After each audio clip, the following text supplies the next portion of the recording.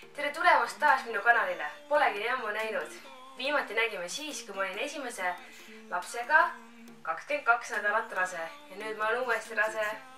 Praegu küll ma kõhtu ei näe, aga nüüd ma olen 29 nädalat rase. Enne kui me raseduse teemaga edasi lähme, siis ma räägiks, kuidas minu vlogikanali konto häkiti. See on väga halb, et nii juhtus ning kes veel ei tea ja tahavad minu vlogi edasi vaadata, siis minge vaadake, link on nagu kirjelduses all siin descriptionis, et seal on minu uus konto siis.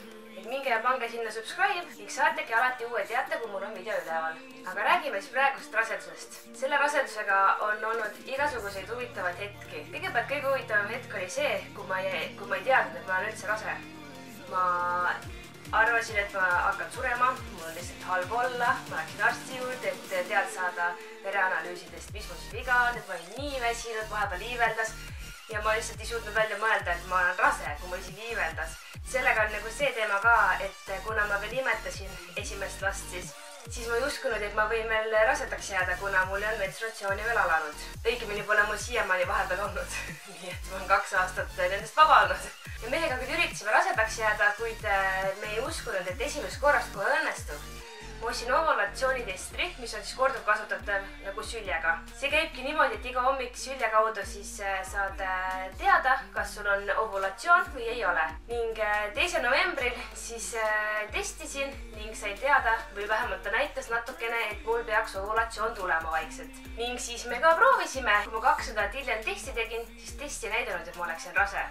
See ongi kõige kahtlasem selle kogu asja juures. Siis ma ootasin veel 6 aega, kuni mul hakkasid pihta sümptomid ning ma mõtlesin, et ma teen igaks juhuks testi. No mul oli neid teste suhteliselt palju koju ja kasutasin siis uuesti ühe ära.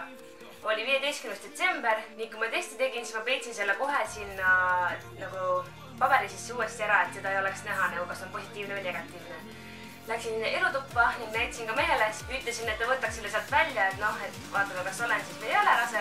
Mul on sellest video ka muideks, aga see ongi nüüd selle konto peal, mis mul ära häkiti. Nii et see on nii kurb, et kõik need videod on nüüd seal ja ma ei saa enam kasutada. Aga neid saab vist veel vaadata, kui ta neid nüüd varsti ära ei kustuta. Kui ma siis avasin selle testi, siis nägin, et seal on positiivne nagu 2 kriipsu. Ma olin nii hämmingus, ma ei uskunud seda, ma ei osanud seda üldse oodata. Muidugi hakkasid kohe tulema rõõmupisarad, sest et ma olin väga õnnelik. Sest eelmise rasedusega läks nii kaua aega, et üldse rasedaks jääda. Seekord läks siis kiiremini. Nüüd ma siis olen 29 nädalat rase. Beebi peaks sündima 27. juuli, ehk siis tähtaeg on 27. juuli. Minu soov oli, et beebi sünniks suve lõpus augustis, aga kuna meil juhtus nii lihtsalt ja kergelt seekord, siis sünnib natukene varem. Aga suvel ikkagi, suvebeebi on ta kindlalt. Naistepäeval 8. märtsil siis läksime ultrahelisse ning saime teada, et meil on tulemas tüdruk. Teine tüdruk. Meil on 2 tüdrukut nüüd siis ning ma olin nii õnnelik. Ma nagu ei osanud tegelikult üldse oodata seda, sest ma millegipärast arvasin, et poiss. Kõik nagu survestasid ka, et sul on juba tüdruk olemas, et lahe oleks, kui oleks poiss. Siis ma ei osanudki kohe arvata, et on võimalus ka tüdruk tulla. Ma ei olnud nagu pettunud, aga lihtsalt ma olingi nii õnnelik, et tegelikult ma sidimas võib-olla isegi tahtsin tüdrukut. Vanemast lapsest on siis kõik asjad alles ning tüdrukuga nagu juba oskad, oled juba harjunud. Poisiga oleks jällegi see teema, et kõik midagi uus ja teistmoodi. Kui võrrelda eelmise rasedusega, siis see rasedus on olnud kuidagi palju kiirem. Kuidagi kiiremini liikunud kõik, laps on kiiremini nagu nii-öelda neid sümptomid või need nagu arenguetapid või asjad on kiiremini tulnud, et liigutama hakkas kiiremini, kõht hakkas kiiremini kasvama, kõik sellised asjad nagu palju kiiremini. Kaaluga on mul seekord natuke paremad lood. Eelmise rasedusega ma olin selleks ajaks juba võtnud juurde 12 kilo umbes. Praegu ma olen võtnud 8. Söögiisu on endiselt väga suur, nagu eelmise rasedusegagi ning kaalu tuleb väga kergelt. Loodan, et lõpuks ma ei kaalu 82 kilo, nagu ma olin eelmise rasedusega, vaid kaalu natuke vähem, et mul oleks endal kergem olla. Selle rasedusega muidugi ma võtsin alguses kaalust alla ka veidi. Võtsin umbes 2 kilo võtsin kaalust alla. Eelmise rasedusega ma alla ei võtnud. Veel üks erinevus, mis raseduste vahel võiks olla, on vist see, et praegune beebi nagu liigutab ennast kuidagi tugevamalt juba varasemalt nagu väiksemana, et esimese rasedusega liigutused muutusid tugevamaks natuke hiljem.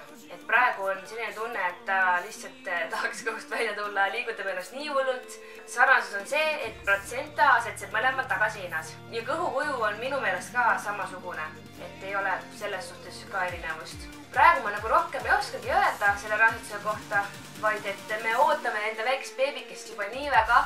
Me ei jõua ära oodata, millal ta sünnib, et saaksime temaga kohtuda ning ka tema suurem õde siis näeks teda ja ma tahaksin näha just seda reaktsiooni, mis tema arvab sellest. Suurem laps Luna on ära õppinud ka nime beebi või sõna beebi, et siis on nii lahe, kui ta oskaks seda enda väiksele õele öelda. Loodan muidugi, et sünnitus läheb hästi, kergemini kui eelmine sünnitus, sest eelmine sünnitus oli väga raske. Nii et beebiga oleks kõik korras ja ta sünniks tervelt. Et need on minu praegused lootused ja ootused. Ka aitäh, et olete siiani veel minu kanalil. Loodan, et ei lähe veel nii peaasi kuskile. Jälgige ka minu uut blogikanalit ning loodame, et näeme varsti jälle. I prayed for you and kept you near in hopes you'd chase away my fears. I'm on my